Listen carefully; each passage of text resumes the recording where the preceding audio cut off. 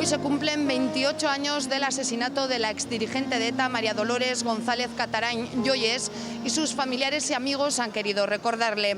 Han colocado varios ramos de flores junto a su fotografía justo aquí, en el mismo lugar en el que fue asesinada aquel 10 de septiembre de 1986, que como hoy coincidió también con miércoles de Feria en Ordizia. Yoyes fue asesinada a tiros en Ordizia en presencia de su hijo de apenas 3 años, en un atentado que causó una gran conmoción. Ya digo que estaba en el partido de pelota y lo que fue curioso es que inmediatamente se corrió de que había ocurrido algo y entonces se dijo que como Yoyes había muerto aquí mismo al lado del frontón y entonces pues toda la gente se quedó muy sorprendida. Fue doloroso. Hasta que yo kristona, bere aurren, beak ideaz gametu zulako, gare baten bestera bate ibilita. Esto onartzeko.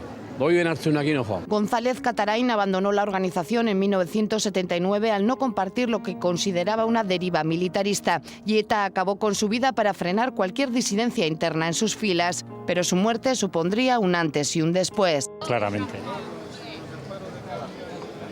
Un antes, y fue una de las pioneras en dar el paso para el cambio y no le permitieron. Y no sé, no lo quiero recordar porque... Además, en unas circunstancias duras, tú te emocionas al recordarlo, ¿no? Sí. Y lo del recuerdo a Yoyes no es que sea todos los años. Allí donde está Yoyes normalmente hay siempre flores. Siempre flores, o sea, aquí la gente le recuerda. Pero el de hoy sí es el primer aniversario desde que quedó en libertad el miembro de ETA que le disparó, José Antonio López Ruiz Cubati, que quedó en libertad el pasado otoño tras la abolición de la doctrina Parot. La familia mal, yo pienso que mal. Porque verle a su asesino por la calle, igual anda por aquí y estará su hijo, su marido, no sé. Yo pienso que si le vería, se sentiría mal. Todos los asesinatos y todas las muertes, sean de quien sea, pues sí tienen derecho luego a cumplir la pena y a la libertad. Pero no deja de dolerle a la gente que lo ha sufrido, ¿no? Ahí está la vía Lanclares, luego hay otras vías por ahí que la gente pues, lo que tiene que hacer es manifestar su arrepentimiento por los hechos acaecidos y que entonces que haya ahí unas vías que cada uno pues recurre a ellas si es que considera que es un trecho que hay que recorrer y que no es tan sencillo. Yo creo que es muy complicado y que todavía es muy reciente. 28 años. La perspectiva que dan los años y darnos cuenta en qué situación estamos ahora nos hace también abrir una caja de reflexiones. Quiero compartir, o desde luego que ella también comparta con nosotros sus reflexiones. Ella era amiga de Yoyes, es compañera nuestra, es Elisabete Garmendia. Elisabete, arratsaldeon. Berdin. Nik badak, parkatu. Yo sé que, Elisabete, has tenido un día muy intenso porque has tenido que atender a muchas llamadas desde esta casa y desde otros medios de comunicación. Pero me gustaría, Elisabete, que me dijeses qué es lo que sientes 28 años después, teniendo en cuenta el momento en el que vivimos. ¿Qué ha cambiado, qué cambió a raíz del asesinato de Yoyes? Bueno, por un lado, se siente lo de siempre, ¿no? Que es el dolor, que se renueva cada año y cada vez que la recordamos, ¿no? Por otro lado, bueno, pues afortunadamente estamos en una situación política y social mejor que hace 28 años en este país, ¿no? Evidentemente, sobre todo desde que ETA ya decidió dejar las armas, ¿no? Entonces, ¿qué reflexiones surgen? Bueno, pues surge aquello de que estamos viendo que mucha gente, todavía no la suficiente, pero bueno, muchos exmilitantes de ETA están volviendo de las cárceles o desde el exilio y, bueno, ¿qué nos dice esto? Bueno, que simplemente Yoyes se adelantó a este camino. Y en aquel momento, sufrió el destino de la precursora, digamos, ¿no? Pero Yoyes, Elisabete, en aquel momento lo que optó, lo que decidió, era una decisión personal suya. Quiero decir, sí. Se ha especulado mucho y se habla mucho acerca de las medidas de reinserción. Hoy más que nunca también de actualidad en referencia a este tema. Yoyes no se acogía a medidas de reinserción. En absoluto. Joyes bueno, vio qué es lo que podía hacer para volver aquí, porque bueno, pues ella tenía un objetivo, que era, tenía un hijo de 3 años y quería que su hijo fuera educado aquí y junto a su padre también, no quería ser, o sea, que su hijo tuviera una familia dividida, digamos, dividida espacialmente. Entonces, lo que le impulsó a Joyes a volver aquí fue eso, fundamentalmente, pero es que hay que tener en cuenta que Joyes llevaba ya, para cuando volvió el año 85, desde el 79, ya había salido de ETA.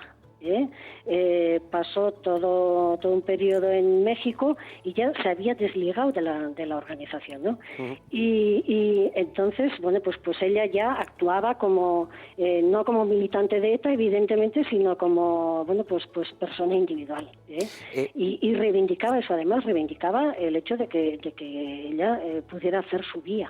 Esta mañana escuchaba una entrevista que te hacían mis compañeros de Radio Euskadi y te lamentabas a día de hoy, pasados 28 años, que en aquel momento saliese el tema de la colaboración de Joyes Chivata. Bueno, es que fue muy fuerte, evidentemente, el que en el Goierri hubiera pintadas donde decía eso, Joyes Chivata. Fue muy fuerte las razones que dio ETA en el documento en el que se responsabilizó del asesinato de Joyes, ¿no? Le acusaba de colaboradora y de traidora, ¿no? Bueno, simplemente vuelvo a decir, ahora, después de 28 años, cuando vemos que otros muchos militantes de ETA, afortunadamente, han dejado la organización, bueno, han dejado la vía armada para empezar, han dejado la organización de una u otra manera y pueden volver a sus casas y a sus pueblos, bueno, lo que se ve es que simplemente eso, Joyes se adelantó en el tiempo a hacer eso. Y entonces, bueno, pues quedan evidentemente, si ya en su tiempo respondimos a las acusaciones que se le hicieron, pero con el paso del tiempo queda bien claro que lo que Joyes hizo, bueno, pues fue algo bueno, correcto por demás y pertinente. Joyes, perdón, Elisabete, es que estaba con el tema de Joyes, sobre todo pensando en la familia. Me imagino tú como amiga cercana, pues es un día triste y yo he visto durante todos estos años que la familia se ha mantenido en un plano muy discreto. No han querido hacer ningún tipo de declaración pública y la gente, lógicamente, hay que tener en cuenta, no podemos obviar que este es el primer año en el que Kubati está en libertad, que se celebra este aniversario. Elisabete, ¿tú has podido hablar con la familia? Sí, tengo relación habitual con la familia, evidentemente. Y bueno, pues la familia hace años que decidió ya no hablar más, considerando que en su tiempo, en su momento, ya dijo todo lo que tenía que decir. Y ya de ahí en adelante, bueno, pues el entrar otra vez en los medios públicos hablando de Joyes, bueno, pues resulta doloroso, evidentemente, para ellos, sobre todo. Entonces, ya hace muchos años que no, bueno, pues no hablan públicamente y bueno, pues continúan en esta línea de momento. Si en algún momento consideran que tienen que hablar, pues lo harán, pero por el momento prefieren mantener ese silencio, considerando lo que he dicho, que en su momento ya se dejaron claras las cosas, además, bueno, pues sobre todo por lo que Joyes dejó escrito. Ahí está el libro que publicamos al año de matarla, Joyes desde su ventana, un libro que se basa sobre todo en el diario de Joyes y bueno, pues quien lee ese libro, en fin, creo que no le puede caber mucha duda de por qué Joyes volvió, cómo volvió, en qué circunstancias volvió y bueno, ya pues no hace falta dar más explicaciones. Bueno, pues con esa referencia del libro publicado nos quedamos. Elisabete Garmendia, eskerrik asko. Venga, soy. Es que ricasco. El teléfono recibe llamadas naturalmente, algunas de ellas hacen también, pues como lo que estaba comentando, hagamos una reflexión y además no podemos olvidar en qué momento estamos viviendo. Una persona en esta mesa, si me permite, es Josep Iturrioz, me comentaba sobre este tema que ella estuvo aquel día en Ordizia. Sí, estuve y lo vi. Tenía 8 años, estaba comiéndome un polo y recuerdo la sangre, el cuerpo, el impacto, mi casa, además pues una persona muy cercana, ella no, más alguna hermana de ella que creo que ha estudiado con mi madre, y el golpe. O sea, yo creo que en un pueblo algo así, seas del lado que seas, pues te deja hecha polvo. O sea, es, además cómo fue, porque estáis hablando del que la han liberado, pero el que le señala es un amigo de ella, o sea, yo creo que es súper trágico todo. Y bueno, pues yo recuerdo mi incapacidad de comprender. O sea, que veía la tele... Sí, pero yo era una niña muy avispada. Ya con 8 años escuchaba canciones revolucionarias y pensaba en la revolución, tan jovencita. Y cuando me intentaban explicar y cuando veía la tele, pues lo que recuerdo era la incomprensión, no entendía. O sea, no entendía absolutamente nada. ¿Y pasado este tiempo? Y pasado este tiempo, pues creo que este tipo de ejemplos son una muestra del sufrimiento generalizado de todas las partes. Y creo que he leído una cosa del mundo que no me ha gustado nada, cómo han ido a buscarle al hijo. Me parece totalmente sensacionalista, porque creo que en estas cuestiones hay que aprender que no es ni blanco ni negro, y que el dolor es diverso, y que hemos sufrido de todas las partes, de todos los colores, y que hay que respetar. Y no hay que pensar que el de enfrente, por mucho que haya vivido una burrada así, va a pensar igual que tú. Y me da mucha pena, además yo creo que Yoye es dentro de lo que era la lucha armada hasta el año que estuvo, pero que era una mujer fuerte, feminista, que hoy nos hubiera gustado que estuviera en esta mesa contándonos su experiencia y que no está. Entonces pues me parece pues algo muy duro, y además creo que es interesante esa incomprensión, es decir, la incapacidad de digerir algo así. ¿Corca? El asesinato de Yoyes es verdad que marcó, dicen, un antes y un después. Yo creo que otra persona también marcó un antes y un después, fue asesinada 2 años antes, me recuerdo a Mikel Solaun. Fue una persona que había dejado la banda terrorista y que fue asesinada también por las mismas acusaciones de traidor, de chivato, etcétera, etcétera, ¿no? Con asesinatos como estos, ETA demostró que además de una banda terrorista era una banda mafiosa, que lo que pretendía era convertir Euskadi en las calles del Berlín y del Chicago de los años 30, donde los nazis y la mafia actuaban con total impunidad. A mí esta acusación de chivata me hace mucha gracia, porque en este país pasamos sin solución de continuidad en numerosos pueblos y en numerosos barrios de la dictadura de Franco a la dictadura de ETA, unidas las dos por los chivatos. Es decir, en tiempos de Franco teníamos que soportar aquí a los de la dictadura, a los chivatos de la dictadura, que te denunciaban a la Brigada Político-Social, a la Guardia Civil o a los guerrilleros de Cristo Rey porque eras un mal español, para que actuaran en consecuencia. Y luego hemos tenido que soportar a toda la red de chivatos, Berri Batasuna, de Jarray, Aika, Segui, etcétera, etcétera, que se han dedicado a denunciar y a perseguir a los que ellos no consideraban buenos vascos para que ETA tomara buena nota, ETA o su trama civil tomaran buena nota y se les persiguiese o se les asesinase. Entonces yo lo que creo es que debería de quedar muy claro en este país quiénes han sido los chivatos. Los chivatos han sido los que han estado alrededor de la banda terrorista. Y hubo gente en este país que honestamente, honradamente, en un momento dado decidió dejar de luchar.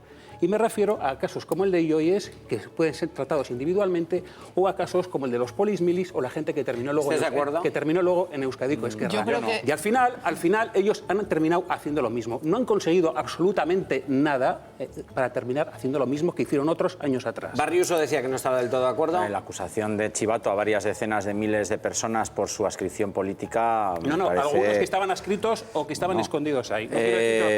Me parece ir bastante demasiado lejos. Para mí sí fue un punto de inflexión. La reflexión que me provocó fue estos militaristas salvajes sin ninguna compasión y que justifican algo tan brutal como esto en base a que es la general, no me acuerdo cómo decía, era algo así entre oficiales de un ejército. Una tía con mucho poder. Si este es el ejército que me va a liberar, por favor que no me libere, porque lo que va a venir después de la liberación me va a poner los pelos de punta. Fue uno de los, para mí fue uno de los puntos. El momento en el que ocurre es, o sea, igual no estoy haciendo el análisis político, pero es la feria de Ordizia. Está con su hijo en una feria y se la cargan delante de su hijo y queda metida. ¿Era un momento buscado? Yo no lo sé, supongo que llevarían siguiéndola varios días y cuando vieron la oportunidad pues allí que fueron, ¿no? Pero, o sea, no sé, y esa plaza sigue siendo la plaza de Joyes y tiene razón, hay flores siempre y yo recuerdo eso, ¿no? O sea, yo entiendo perfectamente. O sea, estoy ahí desde las Estos sensaciones. muchas veces no mataban cuando querían, mataban cuando podían. Digo que yo entiendo perfectamente lo que está contando Josebe, porque del otro lado, por decirlo de alguna manera, yo también tuve la oportunidad desgraciada, de vivir un atentado terrorista, ¿no? Concretamente aquel atentado con un coche bomba en el que murió un niño, en el que murió Fabio Moreno. Entonces, recuerdo eso con un dolor extraordinario y creo que es momento, yo esta mañana me he cruzado con el asesino de Fabio Moreno. Yo creo, Gorka, que es momento un poco como de mirar hacia adelante, que está fenomenal, supuesto, que hoy, pero 28 no años olvidemos. después, recordemos, y por eso hoy lo estamos recordando, porque hay que recordar aquello que no queremos volver a vivir, pero tenemos que mirar hacia adelante, olvidarnos de quién acusaba a quién y vivir este nuevo tiempo, ¿no? Que es de esperanza, que es de alegría, que en Euskadi tenemos otra cara desde que vivimos de esta manera. Entonces creo que es bueno recordar todo eso, sea de un lado, sea de otro. Sí. Eso pasó y lo tenemos que recordar y vivir. Y todos lo hemos sufrido. Más que nada para pero es volverlo a tiempo repetir. de mirar hacia adelante. Por supuesto, de no estancarnos, de pero no hay que recordarlo. y Yo reclamo memoria, porque algunos tenemos memoria, pero para que no se vuelva a repetir. Sí, sí, evidentemente. Porque por lo eso que ha ocurrido no lo estamos vamos a cambiar ya, ¿eh? Por eso hoy lo estamos pero, recordando, bueno, supongo. Ya me permitiréis un detalle, o sea, yo creo que trágicamente la historia del Estado español, y redundante, pero es muy trágica, creo que es muy fácil decir, ya me perdonaréis, echarle toda la culpa a la banda armada. Creo que ha habido unas políticas y además que terrorismo estatal, etcétera, etcétera, que deja mucho que desear y que esto, si se ha agravado así, ha sido porque yo creo que muchos responsables no han hecho lo que tenían que hacer para evitarlo. Me refería, tú me has dado la palabra, lo has dejado ahí, ese reportaje tan sensacionalista con que le han liberado al asesino, al tal, a no sé qué. Lo poco que dice la familia, lo poco que dice si no dice nada, es que no individualizan tanto. Es decir, no es tanto, no es tú quieres poner... No, es que hay gente que tiene esa lógica militar, pero es que esa lógica militar lo tienen los mercenarios, lo tienen los militares, que lo único que hacen es que el Estado dice que son legales. Yo creo que, pienso en eso de que si hay una guerra y si no vamos nadie, y si nos cargamos todo este mundo tan armamentístico y demás, pero lo que no se puede hacer es de señalar estos, bueno, sí, estos tienen la misma mentalidad militar que cualquier... ¿Compartir la reflexión de Josebe? Cualquier tío que está ahora desahuciando a familias y que no tiene criterio propio. Sí, sí. Yo sí, de hecho, lo que quería decir es, para mí, el asesinato de Joyes fue uno de los puntos de inflexión. Para mí hubo uno anterior, que fue el asesinato de José María Rián Estrada, el ingeniero de Lemoiz. Ha habido otros, el atentado de Hipercor, el de la Plaza Colón, el de Ernest Llull, que sé, hay unos cuantos, pero a mucha gente como yo, que todo esto nos daba absolutamente para atrás, lo que nos dejaba ahí en medio al final, sin acabar de tomar partidos, que veías que los otros tampoco eran mucho mejores. Quiero decir, la respuesta del Estado ante esto ha sido, en aquella época sobre todo, terrorismo de Estado, torturas... Pero no era la misma. No. No era peor porque venía de las instituciones. A mí, yo he conocido también a algún contratado de los GAL, ¿sabes? En Córcega, concretamente. Gente a la que le fueron policías españoles que cumplían órdenes, que eran igual que Kubati, profesionales que cumplían órdenes, claro, que fueron a contratarles para llenarles los bolsillos de dinero para que mataran gente. Desde el punto de vista de la ética y de la moral, me parece que no hay grandes distinciones. Entonces, el asunto es que mucha gente como yo hemos vivido con rechazo absoluto este tipo de cosas, pero es que a la semana siguiente el Estado nos regalaba con otra brutalidad del estilo y nos dejaba ahí a todos en la sensación de que estábamos en una guerra entre malos y malos. Y en una guerra entre malos y malos lo que haces es desentenderte, intentar que no te caiga nada encima y rezar porque acabe cuanto antes.